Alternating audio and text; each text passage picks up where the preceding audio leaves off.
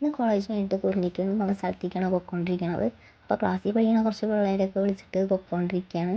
അപ്പോൾ അതിനിടയ്ക്കാണ് സൂര്യൻ എന്താ പറഞ്ഞത്, എനിക്കും വ്ളോഗിങ് പഠിക്കണം, നിന്നെപ്പോലെ വലിയ നിലയിലെത്തണം എന്നൊക്കെ പറഞ്ഞപ്പോൾ പഠിപ്പിച്ചുകൊണ്ടിരിക്കുന്ന രംഗമാണ് ഈ കാണുന്നത്.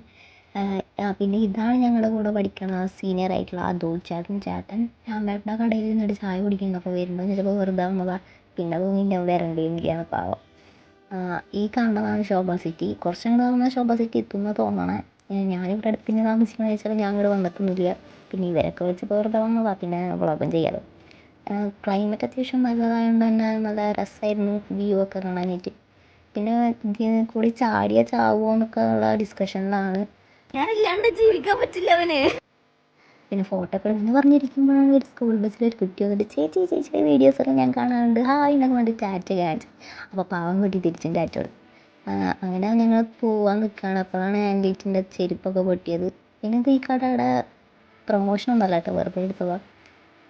എന്നാലും നല്ല കുഴപ്പമുണ്ടായിരുന്നില്ല, നല്ല ചായയൊക്കെ ആയിരുന്നു. അത് കഴിഞ്ഞിട്ട് മാത്സിൽ ഫെസ്റ്റിവലിൽ മാത്സിൽ കുറച്ച് ഡ്രസ്സ് എടുക്കാൻ